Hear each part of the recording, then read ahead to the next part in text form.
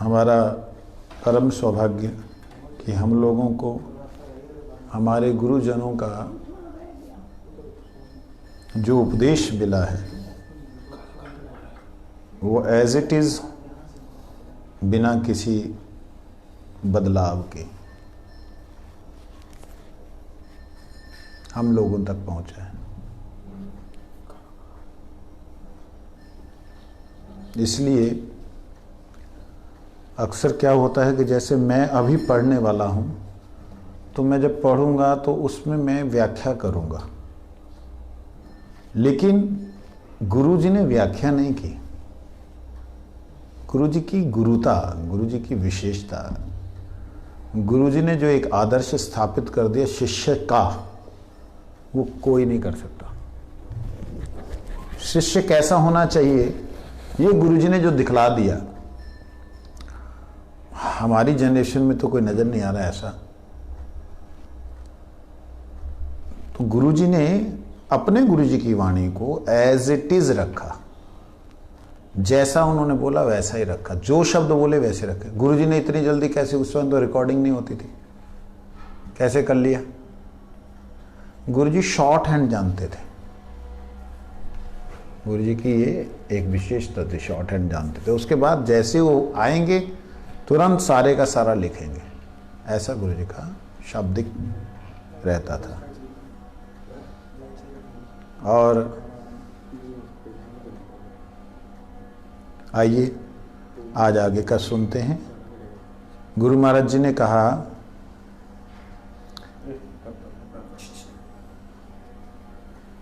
एक और बात मैं बोलता हूं, हम लोग हरिभजन करने के लिए आए हैं, इसमें 3 रुकावटें हैं।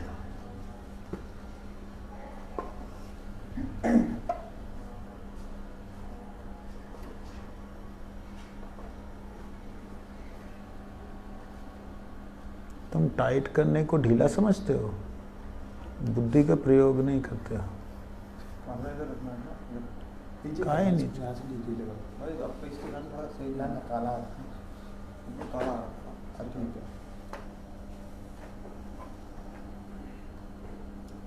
3 रुकावटें हैं।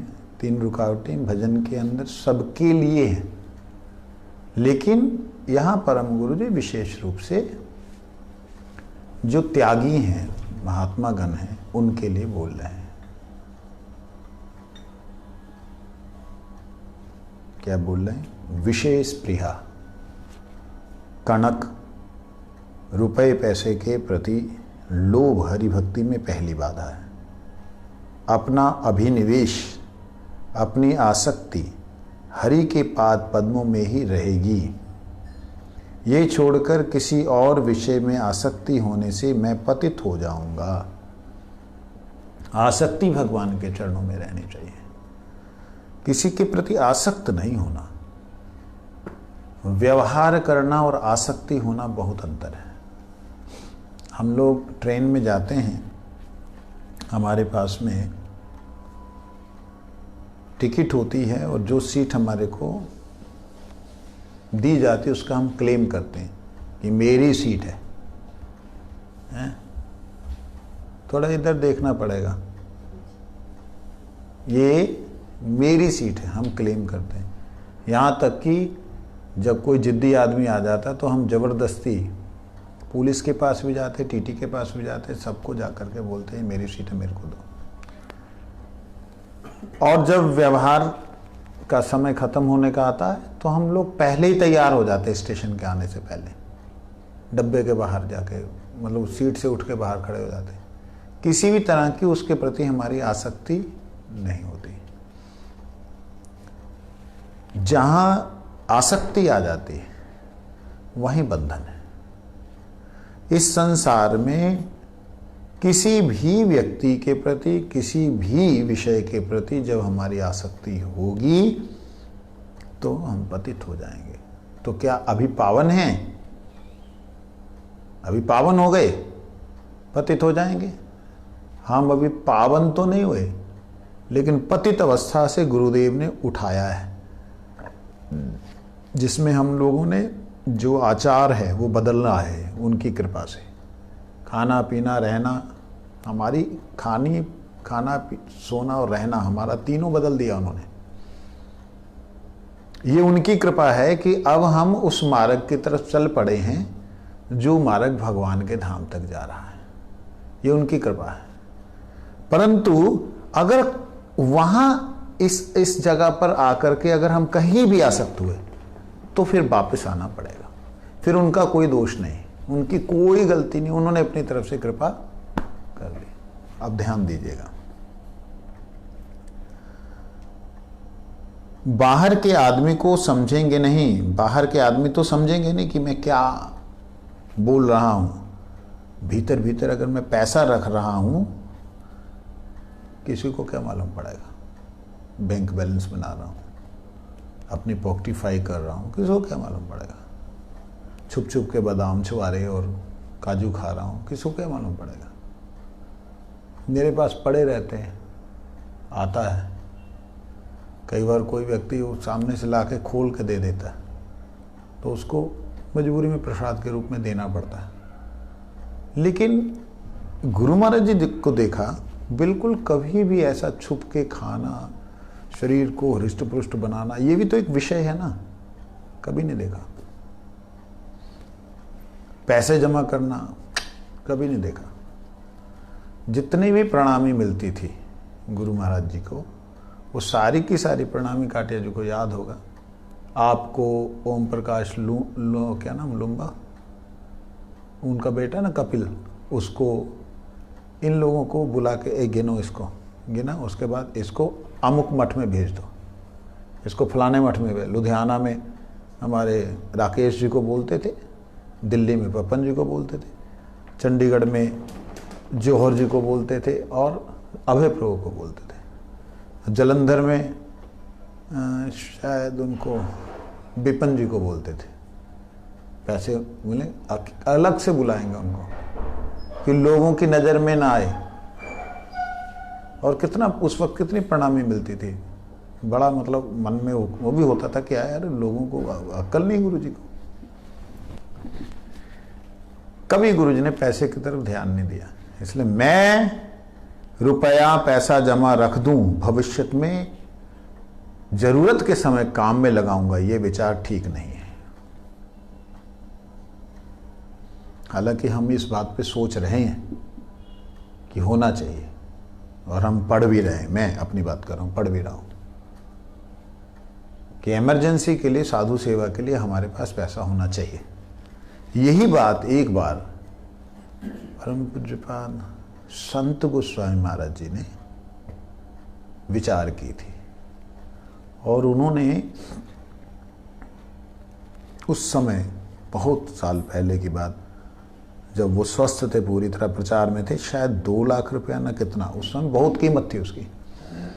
उन्होंने पैसा बैंक में जमा रखा कि भी ठाकुर जी की, मेरे जाने के बाद में इसको ठाकुर जी की सेवा में लगाते रहेंगे, उससे ब्याज जो आएगा उससे चलता रहेगा। और ये बात आकर के उन्होंने शायद परम गुरु जी को बताई और परम गुरु जी ने बोला कि आप ये मत करना, पैसा जमा करके मत जाना, ना जाने कोई कमेटी बनेगी और फिर 4 आदमी मिलकर के उसको नष्ट करेंगे, उनका पतन हो जाएगा। आप तो सेवा के लिए रख के जा रहे हैं। तो उनका, लेकिन मैं तो हित सोच के जा रहा हूं। तो उन्होंने बोला हित नहीं अहित है। अभी तो इन लोगों को भूख लगेगी तो भिक्षा करने जाएंगे, मांग करके लाएंगे, हरि कथा थोड़ा बोलना पड़ेगा, फिर ये आलसी बन करके मठ में पड़े रहेंगे। और वही बात हुई। कुछ ही दिनों बाद वो गुरु जी के पास आके उन्होंने बोला कि महाराज आप बात सही बोले, बिल्कुल मैं देख रहा हूँ। अभी उसी पैसे के पीछे सब लोग बोल रहे कि महाराज वो जमा काय को रखा हुआ है, लाओ उसको ये करेंगे, वो करेंगे, हम खत्म कर देंगे। ऐसे अपने काम में लगाऊंगा भविष्य में, ये विचार ठीक नहीं है। अपने काम में लगाऊंगा। जो लोग भिक्षुक हैं वह लोग भिक्षा करके रुपया मठ में हर रोज जमा करवाएंगे। पहले जो भिक्षा होती थी उसको मुष्टि भिक्षा बोलते थे। मुष्टि भिक्षा, मुष्टि भिक्षा। गांव-गांव में, शहरों में जितने भी महाप्रभु से संबंधित लोग थे, जिन्होंने सुना था और नहीं भी थे, बंगाल में एक रिवाज था, अपने यहाँ भी पंजाब में था, रोटी निकालनी। तो वहाँ रोटी नहीं निकालते, वहाँ आटा है जहाँ चावल, जहाँ दाल। जैसे चावल अगर उन्होंने बनाने तो एक मुट्ठी चावल निकाल के रख देने, दाल बनानी तो ऐसे एक चुटकी दाल निकाल के रख देनी। इस तरीके से वो लोग मुष्टि भिक्षा करते थे। तो एक हफ्ते बाद या 15 दिन बाद उस इलाके में जाना है तो वो एक सर्कल बना रखा था हर रोज भिक्षा का। हर रोज 15-20 किलो चावल, 10 किलो चावल भिक्षा में आते थे। उसमें कोई कोई व्यक्ति वही सब्जियां लेनी होती हैं, नमक वगैरह, उसके लिए उनकी श्रद्धा से वो कोई 10 पैसे, कोई 50 पैसे, कोई 1 रुपया उसमें घुसा के देता था।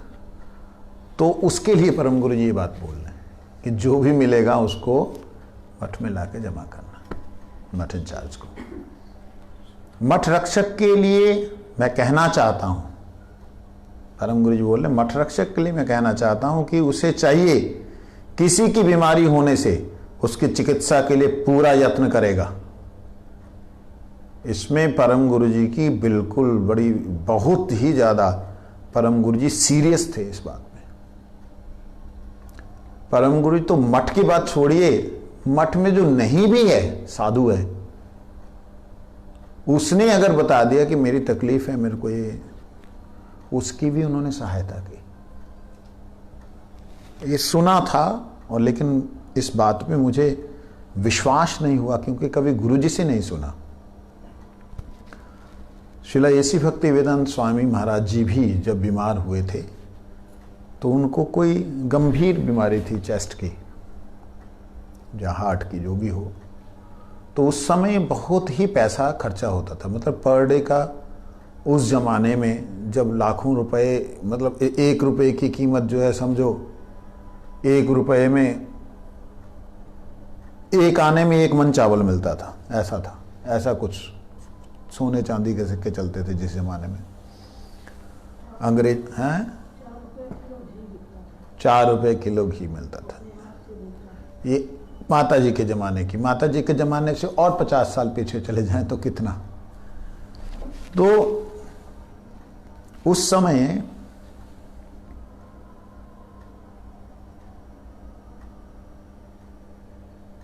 स्वामी महाराज जी की चिकित्सा के लिए परम गुरु जी ने बड़ी सहायता की थी। और ये बात परम गुरु जी ने कभी नहीं बताई। क्यों नहीं बताई? उन्हें तो बतानी चाहिए थी। हम तो किसी की सहायता करते, पोस्ट करते, देखो हम ये कर रहे हैं, ये कर रहे हैं, हम तो एडवर्टाइजिंग लेते हैं। उन्होंने नहीं बताई। क्यों नहीं बताई जानते हो? उसका एक कारण था कि स्वामी महाराज जी प्रतिष्ठित हो चुके थे बहुत समाज में। समाज में उनके एक बड़ा ही नाम हो चुका था विदेश में प्रचार करने के कारण, जिसके लिए उन्होंने कहा कि नहीं, इनके सम्मान में तनिक भी वो नहीं आना चाहिए, ठेस नहीं लगनी चाहिए। इसलिए परम गुरु जी ने नहीं, गुरु जी ने भी नहीं इसलिए उल्लेख किया। शिलपुरी गोस्वामी महाराज जी ने बोधायन महाराज को ये बात बतलाई थी। बोधायन महाराज जी ने तो जो बोला बहुत ही ज़्यादा, मतलब पैसे का बतलाया कि इतना डेली लगता था, लेकिन मेरे को लगता है महीने भर का वो खर्चा होगा 112 ना 100 कुछ रुपए, 120 रुपए महीने भर के दवाई का खर्चा। तो उन्होंने डेली का बोल दिया, लेकिन डेली के उस हिसाब से देखा जाए तो आज की डेली का 112 हो सकता है, जो भी 120 हो सकता है। उस जमाने में 120 रुपया एक महीने के अंदर कलेक्शन, कल्पना कीजिए, जहाँ 4 आने 10 पैसे, 20 पैसे, 50 पैसे मिलते थे, 1 रुपया मिलता था, वहाँ 120 रुपये अपने गुरु भाई के लिए देना, 120 रुपये वो गलत है। वो गलत समझा बोधायन महाराज ने, उनसे गलती हुई है, भूल हुई है उनसे, है नहीं। 120 रुपये पर भारती महाराज ने नहीं बोला, ये बात हो चुकी है। ये बात हमारे दामोदर महाराज और माधव प्रिय प्रभु ने पूछा, कहते इतना ज़्यादा नहीं, ये था ही नहीं। 120 रुपये का मतलब जानते हो? एक ऑपरेशन हो जाना आज की डेट में 1,20,000 रुपया, 120 रुपये का मतलब। तब जो तब जो पाउंड था वो भारत के 1 रुपए के बराबर था। 1 पाउंड 1 रुपया, 100 रुपए के बराबर पाउंड है, समझे नहीं? 1,20,000 रुपए में उस जमाने में कोई भी ट्रीटमेंट नहीं थी। वो हुआ होगा, ये हुआ होगा कि पूरी उस टाइम महाराज ने बोला एक समय 120 टाका लगता और एक समय में 120 रुपया लगता। ये बात उन्होंने अगर बोली होगी तो वो एक दिन अगर उन्होंने समझ लिया ये उनकी भूल है। ये 120 रुपया मतलब बहुत बड़ी बात हो गई। तो विषय पे वापस आते हैं। ये कोई बातें बोल करके परम गुरु जी ने प्रतिष्ठा नहीं कमाई। आज हम क्यों बोल रहे हैं? आज हम इसलिए बोल रहे हैं कि हम उस गुरु की संतान हैं कि जिन्होंने प्रतिष्ठा नहीं कमाई, सेवा की। परम गुरु जी का शायद यहाँ गोवर्धन में या वृंदावन में कोई एक गुरु भाई थे, उनका नाम उल्लेख नहीं किया, नाम नहीं बतलाया। मैंने तुरैयाश्री महाराज जी से कथा सुनी, ये घटना सुनी। भारती महाराज जी ने बतलाई थी इस घटना को, जो कि उनको ऑपरेशन होना था कोई 60 रुपया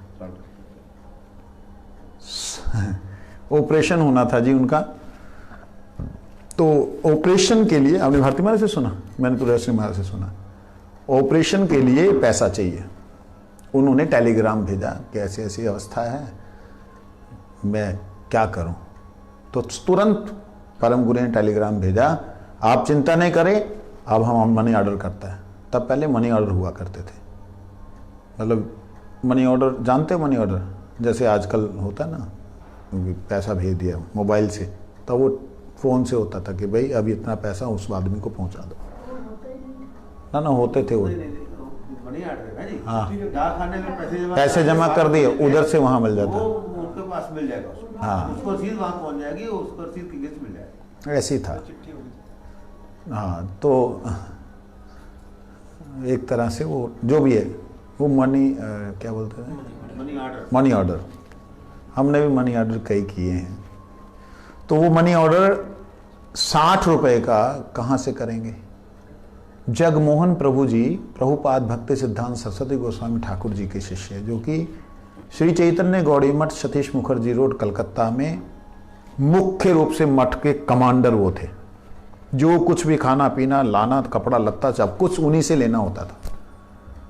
तो उस जगमोहन प्रभु जी परम गुरु जी के गुरु भाई, उनके पास जाकर उन्होंने बोला, गुरु भाई आपके पास कितना पैसा है? कहते महाराज देखता हूं 25 रुपए से तो ज्यादा है।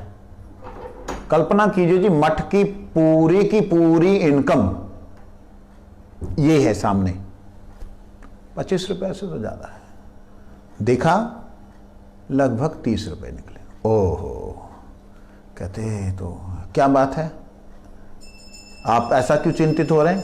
कहते आपने पैसा कुछ विशेष काम के लिए रखा है?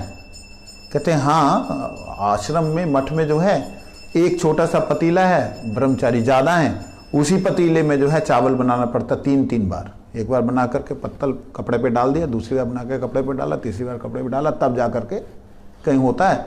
तो मैंने सोचा एक बड़ा पीतल का पतीला ले लेंगे जिसमें एक ही बार हो जाएगा।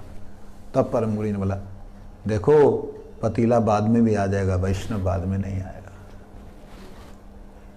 हैं, क्या बात हुई?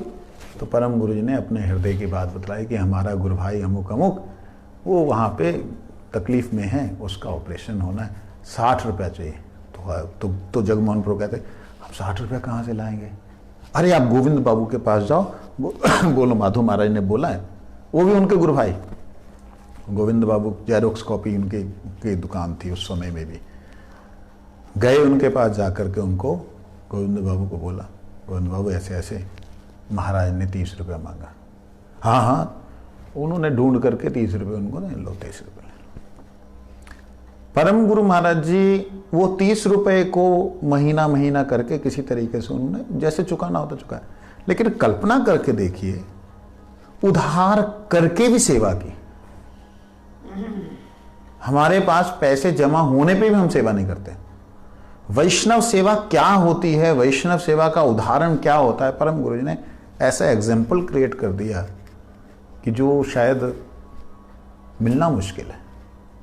हम तो होगा तो करेंगे, तो भी नहीं करेंगे। अब तो कुछ नालायक ऐसे सेवक हैं कि मैं बोल नहीं सकता हूं, तकलीफ होगी सुनने से। क्या करें, दुर्भाग्य है जिन्हें वैष्णव सेवा में रुचि नहीं है उनका। हमने तो देखा है गुरुजनों को किस प्रकार से मलमूत्र की सेवा वैष्णवों की वो बड़े ही प्रेम से, बड़े ही आदर से उन्होंने की। ये मलमूत्र की सेवा मां कर सकती है और कोई नहीं कर सकता।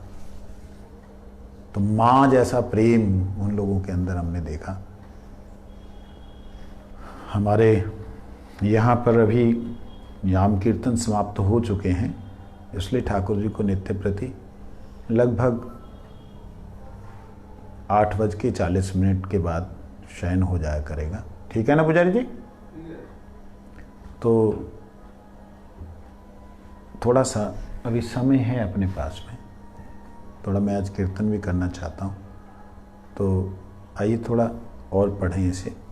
कहते हैं, देखिए परम गुरु जी ने जो शब्द कहे उनकी तरफ ध्यान दीजिएगा। बीमारी होने से उसकी चिकित्सा के लिए पूरा यत्न करना होगा।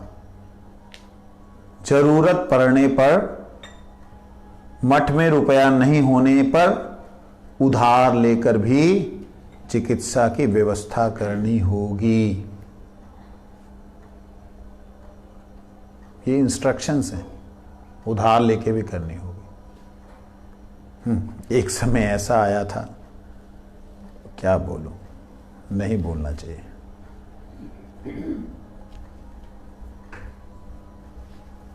कि किसी महान आचार्य के लिए, ऐसे आचार्य दोबारा नहीं हो सकते धरती पे, उसके लिए उन्हीं के मठ में चिकित्सा के लिए पैसे नहीं। गुरु भाई लोग मिल करके इकट्ठा करके अलग से अकाउंट बना करके उनके लिए उन्होंने चिकित्सा की व्यवस्था की। आप जानते हैं। ऐसा था लगा। हाँ था, वही तो बोला, ऐसा था लेकिन मिला नहीं। था मतलब बहुत था। हाँ, लेकिन दिया। लेकिन इस प्रकार की व्यवस्थाएं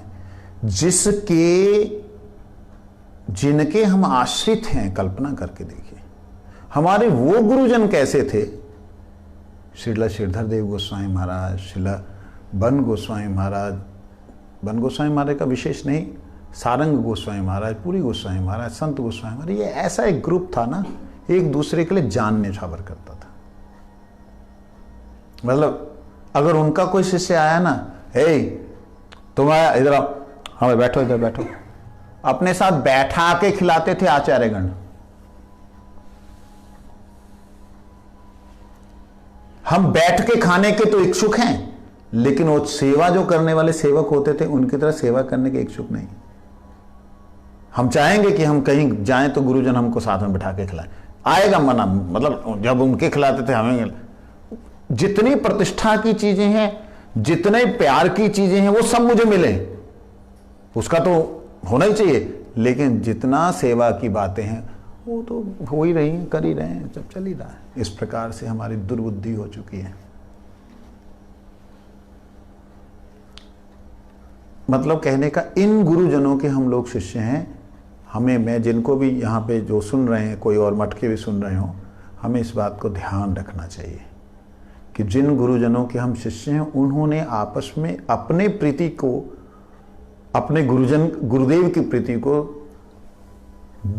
प्रदर्शित करने के लिए अपने आप को बेच तक दिया। उदाहरण है ना परम गुरु जी के एक शिष्या का, जिसने अपना घर ही बेच दिया था। वो पूरा का पूरा एक ही घर था उनके पास, कुछ और था ही नहीं। वैष्णव सेवा के लिए कहां तक सोच सकता है व्यक्ति, हम कल्पना भी नहीं कर सकते। घर में बुला उसने परम गुरु जी को बोला, पति नहीं है, पुत्र नहीं है, सब खत्म हो गया, मतलब अकेली बची है जान। बुढ़िया माता जी परम गुरु बोला, महाराज मेरी बड़ी इच्छा है, मैं ना जाने कब चली जाऊंगी, बड़ी इच्छा है कि आप अपने वैष्णवों के साथ आके मेरे घर में रहें और कुछ दिन का आप आतिथ्य स्वीकार करें। परम गुरु जी गए, बहुत बोलती, जानते हैं गरीब है, गए। उसने ऐसी व्यवस्था की, घर बहुत बड़ा था, ऐसी व्यवस्था की, एक अमीर आदमी, एक रईस आदमी भी ऐसी व्यवस्था नहीं कर सकता। मतलब कितनी तरह के तो व्यंजन बना रही थी, कितना व्यवस्था खाने पीने की, रहने की, नई रिजाइयां, नई, मतलब नए सब कुछ। परम गुरु चकित रह गए, पूछते तुम ये सब कहां से कर रहे हो? और अंदर से परम गुरु सब जानते हैं, अंदर से रो रहे हैं परम गुरु जी कि इसने रामानुजाचार्य का वो जो क्या है नाम थी ना, वरदाज्य की पत्नी, उसकी तरह जो है किया है। परम गुरु जी ने बोला कहां से ला? नहीं गुरु जी मेरा जीवन धन्य हो गया। रो रो करके उसने परम गुरु जी को बहुत दिन तक रखा, 7-8 दिन तक, उसके बाद विदाई दी। परम गुरु जी उसके लिए बड़े चिंतित। परम गुरु जी ने पूछा, अच्छा बताओ वो वहां रहती थी, उसका क्या चल रहा है? कहते मारे कौन? वो तो बेच बूझ के चली गई। कहाँ चली गई? अब परम गुरु जी अंदर से रोए, कहाँ चली गई? फिर पता लगा वो रास्ते में भीख मांग करके रास्ते में पड़ी हुई रहती है। परम गुरु जी रोते, बहुत हृदय से रोए कि आहा ऐसा भी सेवा होती है। उसको मठ में लाओ, उसको मठ में रखा, मठ में पूर्ण सम्मान के साथ। कि ऐसा समर्पण हम कभी वैष्णवों के प्रति कर पाएंगे? पहली बात, हमारी दृष्टि में वैष्णव है ही नहीं कोई हमारे को छोड़ के। ये जो सबसे बड़ा दुर्भाग्य आ गया ना हमारे कलयुग के अंदर, और विशेष करके इस समय जो चल रहा है, मुझे छोड़ के तो कोई है ही नहीं। बोलते नहीं है, एक्शंस में वही हो रहा है, इन प्रैक्टिकल में वही हो रहा है। तो ऐसे परम गुरु जी ने अपने आप को देखा, अपने आप के लिए किया। परम गुरु जी ने उधार लेकर के उन वैष्णवों की सेवा, मतलब उनकी नहीं, बहुत से, जिसके लिए श्रील श्रीधर देव गोस्वामी महाराज जी ने जब परम गुरु जी का प्रणाम मंत्र को देख रहे थे, उस समय परम गुरु जी के प्रणाम मंत्र में ये लाइन जो देखी परम गुरु जी ने, अपना श्रीधर देव गोस्वामी महाराज ने, सत्तीर्थ प्रीति, तो उसको बहुत ही सुंदर शब्दों में उन्होंने उसको मतलब बांधा। हमारे गुरुजी ने केवल भाव प्रकट किए थे कि ऐसा ऐसा है, कहते नहीं इसमें ये होना चाहिए, सत्तीर्थ प्रीति प्रदर्शिनी, ईश्वर क्या है वो? सद्धर्म, गुरु प्रीति प्रदर्शिनी। सत्तीर्थ प्रीति जो है, गुरु भाइयों के प्रति प्रेम जो है, वो सद्धर्म जो है, वही वास्तविकता में हमारा स्वाभाविक धर्म है। हमारी प्रीति संसार के किसी व्यक्ति और किसी भी वस्तु के प्रति ना हो करके, जो हमारी प्रीति भगवान के निज जनों के प्रति होनी चाहिए, या भगवत गुरुपद आश्रित जनों के प्रति होनी चाहिए, वो प्रीति सत्तीर्थ प्रीति, सद्धर्म और गुरु प्रीति प्रदर्शनी। और सद्धर्म में गुरु प्रीति प्रदर्शनी क्या अर्थ हुआ? अपने गुरु भाइयों के प्रति ऐसी प्रीति का प्रदर्शन किया जो कि गुरु जी की प्रीति थी। उन सबको अपने गुरु जी का अभाव महसूस ना हो कि हाय हम तो अब कहां जाएंगे, गुरु जी चले गए, अब तो मठ के मालिक अलग बन गए, हम कहां जाएंगे, ऐसा उनको फील ना हो। बड़े गुरु भाई हैं, उनको हमेशा सिर पे रखा। पूरी गोस्वामी महाराज जी को अपने कमरे के ऊपर वाला कमरा दिया कि मेरा बड़ा गुरु भाई है इसलिए मेरे सिर पे रहेगा। कल्पना कर सकते हैं कलकत्ता मठ में। इस तरीके से परम गुरु जी ने अपने जीवन में बहुत सी लीलाएं की, जो लीलाएं हमारे लिए स्मरणीय हैं, विचारणीय हैं। पंचग कृष्ण भ्यो नमः।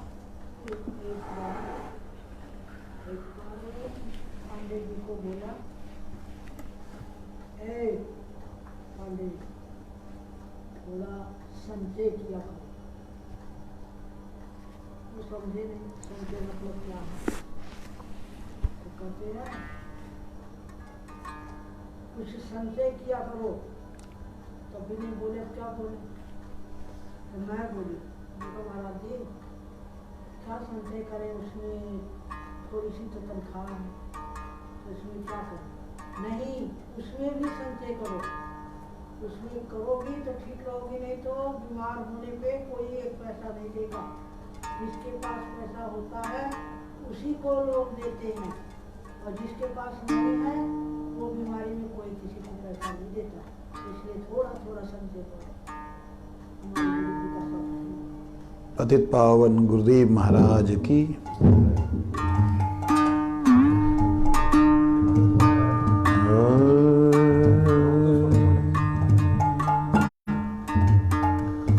हरि बोल, हरि बोल। कौन सी कर रहा है?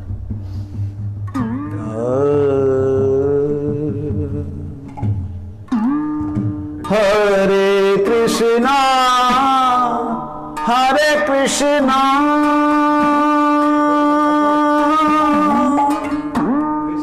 कृष्णा कृष्णा हरे हरे,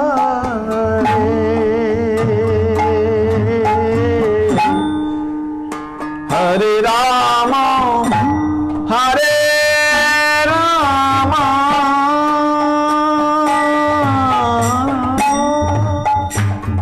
राम राम हरे हरे, हरे कृष्णा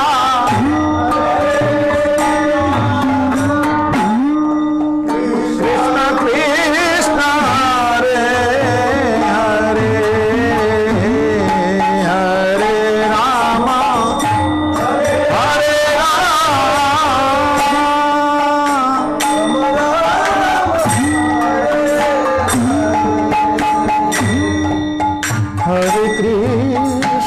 हरे कृष्ण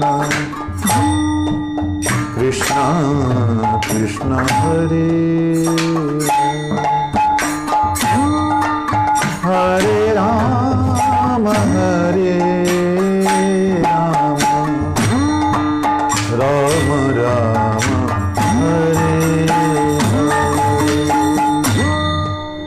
हरे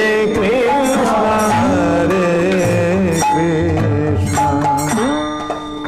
कृष्ण कृष्ण हरे हरे, हरे राम राम राम हरे हरे,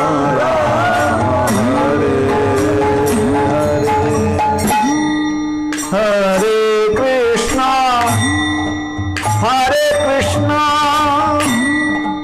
कृष्ण कृष्ण हरे हरे, हरे राम राम राम हरे हरे,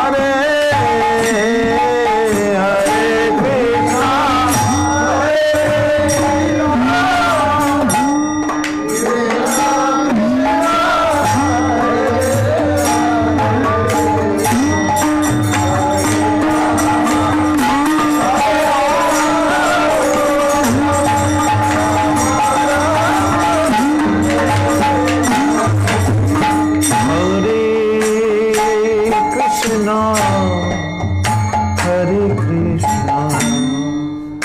कृष्णा कृष्ण हरे हरे, हरे राम हरे राम, राम राम हरे हरे, हरे कृष्ण कृष्ण कृष्ण हरे हरे, हरे राम